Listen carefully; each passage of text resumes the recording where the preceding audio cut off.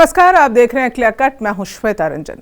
आज हम बात करने जा रहे हैं उस सच्चाई की जो कॉरपोरेट बोर्ड रूम्स की चिकनी चमकदार दीवारों से टकराकर अक्सर दबा दी जाती हैं, जिस पर ना कोई ओपन लेटर लिखा जाता है, ना कोई प्रेस कॉन्फ्रेंस होती है, और जो लाखों कर्मचारियों के मन में दर्द बनकर हर दिन पिघलती रहती है। आज का सवाल बड़ा है, कड़वा है और ज़रूरी भी। क्या भारत के आईटी सेक्टर में मेहनतकश कर्मचारी सिर्फ लागत यानी कॉस्ट बनकर रह गए हैं और सीईओ कॉम्पेंसेशन एक नया माफिया तंत्र बन चुका है क्या? ताज़ा मामला देश की तीसरी सबसे बड़ी आईटी कंपनी HCL टेक का है, जहां सीईओ सी विजय कुमार को वित्त वर्ष 2024-25 में जो सैलरी दी गई वो सुनकर आप चौंक जाएंगे। 94.6 करोड़ ये सैलरी। जी हाँ, चौंकिए मत, क्योंकि कंपनी ने इसी व्यक्ति की सैलरी अगले साल के लिए 154 करोड़ रुपए कर दी है, यानी 71% की बढ़ोतरी।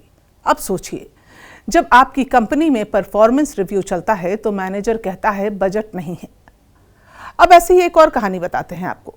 सौरभ मोरे की कहानी ही ले लीजिए। एक ऐसा कर्मचारी जो 4 महीने से तनख्वाह का इंतजार कर रहा था और अब भारत की सबसे बड़ी आईटी कंपनी में से एक दफ्तर के बाहर फुटपाथ पर सोने को मजबूर है। जी हाँ, आपने सही सुना। एक वायरल पोस्ट में सौरभ मोरे ने दावा किया कि वो TCS पुणे के सह्याद्री पार्क ऑफिस के बाहर 29 जुलाई 2025 से फुटपाथ पर रह रहे हैं, क्योंकि 4 महीने से तनख्वाह नहीं मिली। क्योंकि HR ने वादा किया कि जुलाई 31 तक सैलरी दे दी जाएगी, लेकिन इसके बावजूद सैलरी नहीं मिली। क्योंकि उनका एम्प्लॉय ID और सिस्टम एक्सेस आज तक रीस्टोर नहीं हुआ और क्योंकि सिस्टम के पास जवाब नहीं है, तो सौरभ अब खुद ही सवाल बन गए हैं। उनके हाथ से लिखी एक चिट्ठी वायरल हुई है, जिसमें वो साफ कहते हैं, मैंने HR को बताया कि मेरे पास पैसे नहीं हैं, मुझे मजबूरी में TCS के बाहर फुटपाथ पर रहना पड़ा। HR ने जवाब नहीं दिया और अब मैं यहीं सो रहा हूँ, ये उन्होंने कहा। अब सोचिए, एक व्यक्ति जो खुद को इस देश की सबसे प्रतिष्ठित आईटी कंपनियों में से एक का कर्मचारी बताता है, वो खुले आसमान के नीचे ऑफिस के बाहर भूख और बेबसी के बीच अपनी नौकरी का इंतजार कर रहा है, सैलरी का इंतजार कर रहा है। इस पोस्ट के नीचे कई लोगों ने कमेंट किया, मैंने खुद उन्हें ऑफिस के बाहर देखा। कई लोगों ने ऐसा लिखा। सिक्योरिटी गार्ड्स ने कंफर्म किया कि वो पिछले 2 दिन से ऑफिस के बाहर सो रहे हैं। वो कह रहे थे कि पिछले 4 महीने से सैलरी नहीं मिली, HR भी कुछ नहीं कर पा रहा। ऐसे तमाम पोस्ट जो रिएक्शंस हैं। अब आप देख लीजिए 2 अलग अलग तस्वीर। कंपनियां कहती हैं हायरिंग फ्रीज है, इकॉनमी स्लो डाउन में है, तो फिर इसी इकॉनमी में CEO को 71% सैलरी हाइक कैसे मिल जाती है? क्या ये वही कंपनी नहीं जो कह रही थी कि टैलेंट कॉस्ट कंट्रोल करना ज़रूरी है? डेटा देखिए। 2024-25 में HCL टेक ने एक सामान्य कर्मचारी की औसत सालाना, जो वहाँ काम कर रहे लोगों की औसत सैलरी थी, वो 2.27 लाख थी और उसी साल CEO की सैलरी थी 94.6 करोड़। यानी वो सैलरी उस कर्मचारी से 662.5 गुना ज़्यादा थी। मतलब यकीन भी नहीं हो रहा, 662.5 गुना। अब सवाल ये है कि क्या कोई भी इंसान किसी भी स्तर की जिम्मेदारी में इतना ज़्यादा मूल्यवान हो सकता है क्या? क्या एक CEO की सोच और स्ट्रैटेजी में इतनी ताकत है कि वो हज़ारों कर्मचारियों की मेहनत से ज़्यादा गिनती में आ जाए? और ये कोई आइसोलेटेड केस नहीं है। इन्फोसिस के CEO सलिल पारेख की सैलरी 2023-24 में 80.6 करोड़ रही, 22% की बढ़ोतरी के साथ। TCS के CEO के कृतिवासन ने 26.5 करोड़ रुपए कमाए। विप्रो के CEO श्रीनिवास पालिया की पहली ही साल में सैलरी थी 53.6 करोड़। इन कंपनियों की आम सैलरी ग्रोथ क्या थी? 3 से 4% के बीच। अब आप ही बताइए, जब एक CEO की सैलरी हर साल 20 से 70% की स्पीड से ऊपर जा रही हो और उसी कंपनी में कर्मचारियों की ग्रोथ सिंगल डिजिट में हो, तो उस सिस्टम को आप क्या कहेंगे? लीडरशिप एक्सेलेंस या सैलरी माफिया? आप तय कीजिए। और इसी बीच देश की सबसे बड़ी आईटी कंपनियों में हो रही हैं बड़ी बड़ी छटनियां।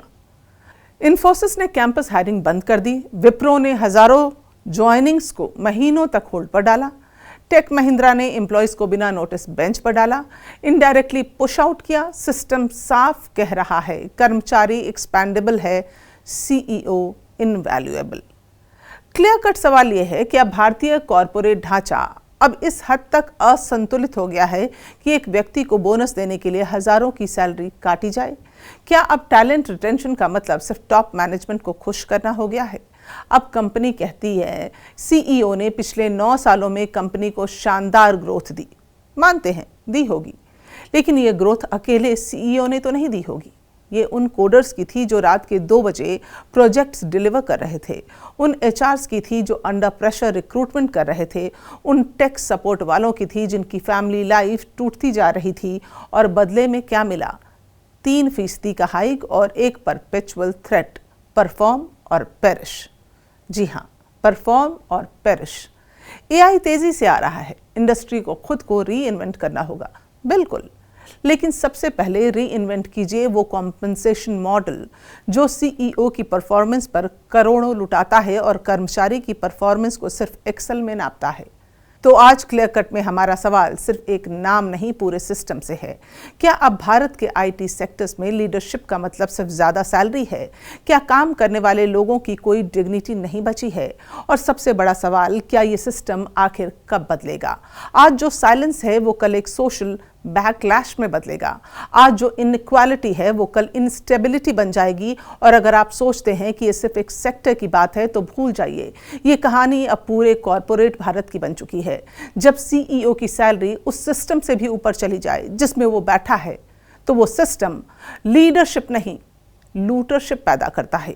और आज भारत को चाहिए नए जवाब, नया संतुलन और एक नया कॉरपोरेट कॉन्ट्रैक्ट। एक तरफ देश के लाखों युवा नौकरी की तलाश में दर दर भटक रहे हैं, आईटी कंपनियों में छटनी का डर है, सिर पर मंडराता रहता है। वहीं एक दूसरी तस्वीर भी है जो कुछ चुनिंदा सीईओ की सालाना तनख्वाह की अलग ही कहानी बयां करती है।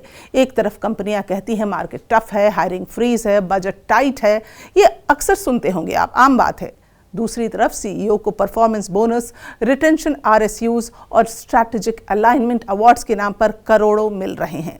ये कौन सी अलाइनमेंट है जिसमें एक को करोड़ों, बाकी को कटौती?